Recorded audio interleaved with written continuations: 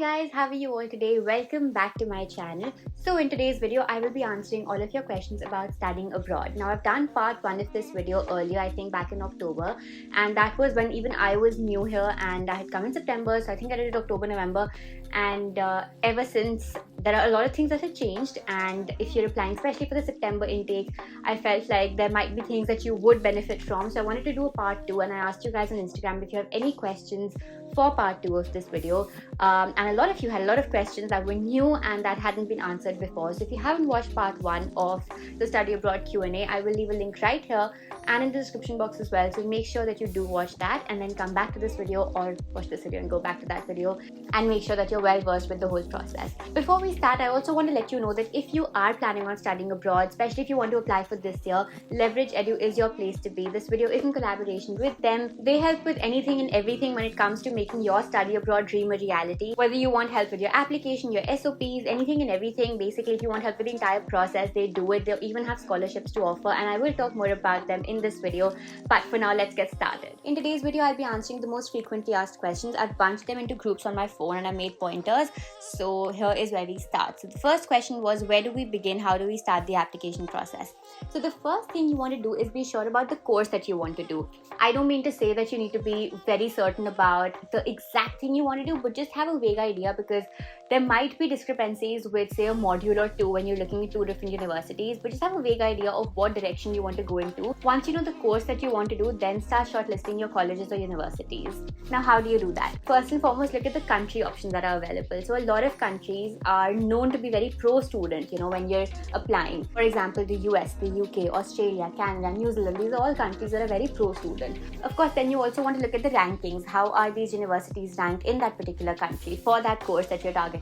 Once you're sure about the university rankings, you know what country you want to go to, then you start with the application process. Now here, each university might have different application processes, so you want to be sure. Make sure that you're having a look at the requirements. So that could be your essays, your SOP, LOR, how many do they require, how many essays do you have to write, the word limit for that, do they require anything additionally. So you want to be sure that you're keeping a track of all the universities where you're applying to. The next question we had was how to write a strong SOP. Now this again was a very, very common question. Again, a lot of people had asked this question, and to be honest, I took a lot of time to write my SOP, and I literally sent it to almost all my friends to proofread, and I was like, anything that you feel can be improved, please let me know. And then there was a point where I was just like, I've spent too much time on this. So it's a process. When you're writing your SOP, it's not something that I would say, just start writing and in 1 hour you'll be done. No.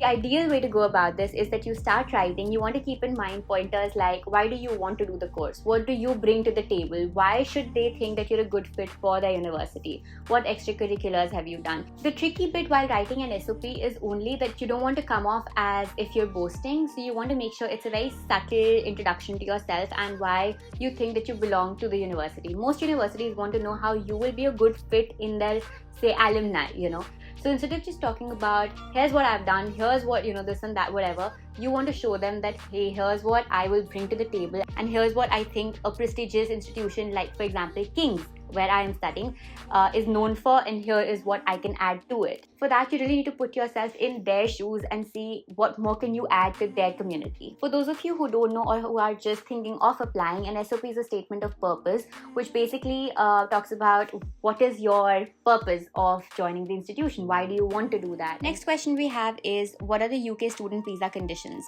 Now, when I applied, I think you needed a CAS letter. Now, it's been 1 year, so I'm not really, more than 1 year, so it's not really very clear in my head. But you definitely need your CAS letter, which is the confirmation of acceptance of studies. That's basically a document confirming that they've given you an unconditional offer. Then you also need your bank statement. You have to show that you have funds to sustain yourself.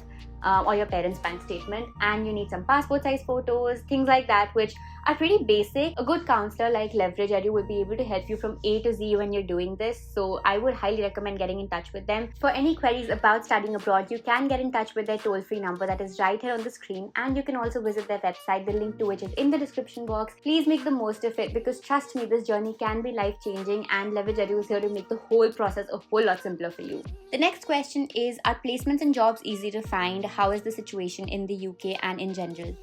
So I can tell you about the UK particularly, but even in general, this is what my friends have told me who are studying in different places. In the UK, yes, you can apply for jobs. In fact, if you're a master's student like I am, you can apply for a 2-year post-study work visa, which is called a PSW.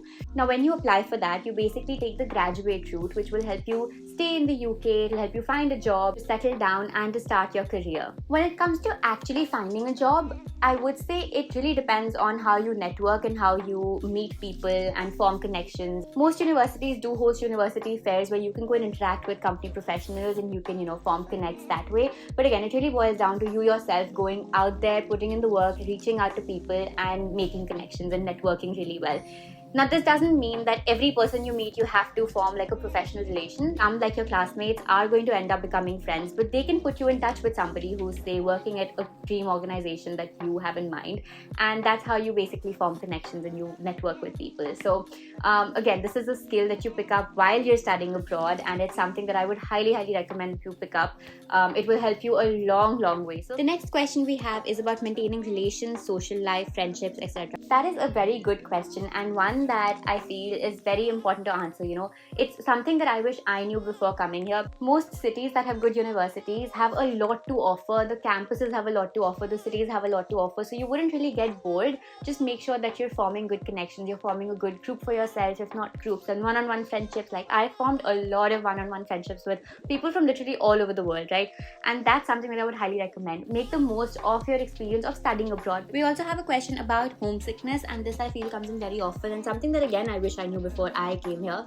Homesickness is part of the whole process, guys. It's not something that you can really avoid. And usually when it hits is when you're alone. For example, if you're unwell, or if you if you're in quarantine or something like that. A lot of my friends, when they were in quarantine, that's when they felt homesick. Otherwise, when you're out about, when you're enjoying, when you're with your friends, when you're going to college, when you're literally having the time of your life, homesickness utni nahi hoti hai. But of course, keep in touch with your family, call them. I call my grandparents literally every day, and we talk for like a good 15-20 minutes every day. My friends from back home, we have like group video calls as well. Technology makes life a whole lot easier. Plus, you devise your own strategies if you ever at all feel homesick, so don't worry about that. The next question we have is about counselors. Should I go via a counselor or should I apply on my own? I would 110% recommend going through a counselor, and a good counselor like Leverage Edu, for example. Now, why I say this is because, of course, you can do the whole process on your own as well. But it is, one, really tiring. I know a lot of my friends who have missed deadlines just because they weren't on top of things. It's like a professional telling you that this is what you need to do, this is how you need to do it, and this is where you are going to be. So it's literally like your whole path is just made a lot smoother, a lot easier if you go via Leverage Edu. As I said, whether you need help with deciding what colleges, universities to choose, your application process, SOP, IELTS exam, visa documents, anything and everything, like literally A to Z, even accommodation, Leverage Edu helps you with all of that. If you are thinking about studying abroad, and especially if you're thinking about applying for this year, for the September intake of 2022, it's important that you get in touch with them right now, because just a heads up, applications for the September 2022 intake are going to be closing soon for most universities. Again, I will leave the toll-free number on the screen, so make sure that you give them a call, or you can visit their website. The link is down in the description box, and make sure you get in touch with them. The next question is, I don't come from a very well-to-do family. What options are there for me? First of all, let me tell you that there are a lot of options for you, and the most important one is to find a good scholarship for yourself. If you are good at what you do and if you're confident about your skill, apply for a scholarship. Now, there are a lot of scholarship options available, but the one that I would highly recommend is the one from Leverage Edu. You can win a scholarship of up to 3 lakhs. The scholarship is open to all students who are applying to universities in Canada, US and the UK through Leverage Edu. What makes this even better is that the process is very simple. All you have to do is visit their website and fill a simple form answering why you should win the scholarship, and Leverage Edu will get in touch with you. Alright, and the next question we have is about accommodation. Should I choose campus accommodation or an individual accommodation? A campus accommodation usually has 3 types of rooms. You'll have a non-ensuite, an ensuite and a studio room. If you want to know more about this, I have a full-fledged room tour video that I would leave a link to right here, so make sure you watch that. that also talks about the different kinds of rooms and how you can go about booking your room. If you ask me from a student point of view, I would say if you're coming for a master's degree, which is of 1 year, go for a student accommodation, just because you don't want to go through the hassle of all these bills and then council taxes and finding flatmates and everything. And it's 1 year. You don't want to keep on changing like houses and stuff if you're not okay with that place. On the other hand, a student accommodation will give you a lot more flexibility. These are usually closer to college. Campus accommodation, if you're staying on campus, it's of course easier to commute as well, so you end up saving on a lot of travel cost as well. But if you're here for a longer period, then maybe the first year could be a student accommodation, and say the second or the third year, in case of a bachelor's degree, could be a flat system with your friends or whatever. So I think that would make more sense then. Next question is it safe to stay in a new city all on your own, and what are your top tips?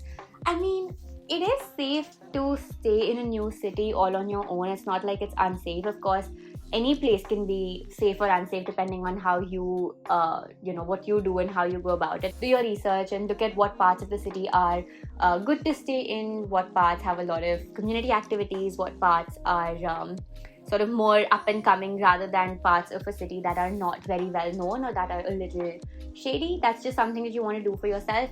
As for tips, I would say just, do the general stuff that you would do when you're back home. Like I usually keep a pepper spray with me just in case. If you've got family in the same city, put their number on speed dial. Just have these basic tips and tricks in mind, and I think you should be fine. Having said that, let me also tell you that each city, each country will have its own set of customs and traditions. So it is best that when you are in that city, respect those norms and those traditions and those values, and do in Rome as the Romans do, basically. The next question we have is, I'm coming to the UK in September. Are there any things that an Indian student needs to carry that aren't available in the UK?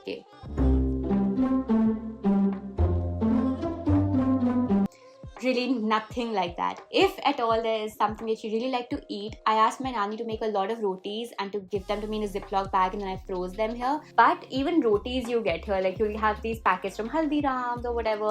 You have ready to eat packets as well that are healthy. You have tiffin services that are great. Apart from that, I think everything else you can find here, so you really don't need to get anything from back home. You'll be fine. And finally, we have our last question, that is it worth it? Yes, by all means, yes. In any and every language, yes. Studying abroad is a journey of a lifetime. You don't want to give up on this. You don't want to miss it. It's like last year when I was contemplating, my mom just told me, you have everything in front of you. Why would you not want to go, And it just reminded me of that dialogue. I forgot the movie, I've forgotten the dialogue, but it goes something like, train station pe thi, bas charna reh gaya tha, something like that. And if you guys remember the dialogue, please let me know in the comments. I would love to go back and listen to that line again. But you get what I'm trying to say, right? So it is an experience of a lifetime. Please don't miss out on this. I hope that this video helped you out. If you have any more questions, please leave them down in the comment section, and I would love to go back to those and try to answer most of your questions, however many I can. Or if you guys have more questions, we can do a part 3 as well. Once again, you can get in touch with Leverage Edu. You can give them a call on this number. This is a toll-free number, or you can go onto the website, the link to which is in the description box down below, and you can get in touch with them. Applications for the September 2022 intake are closing soon, so make sure you hurry up and don't miss out on this opportunity, guys. I hope you enjoyed. If you did, make sure you give this video a big thumbs up and leave your comments down below. And if you're new here, I would love for you to join our family. Subscribe to the channel. I do make a lot of such videos over here. One last thing before I leave, I do go live on Instagram very often. I answer a lot of your questions and I post a lot of reels over there. So if you're interested, come join our family over there as well. And I will see you guys next time. Till then, bye-bye.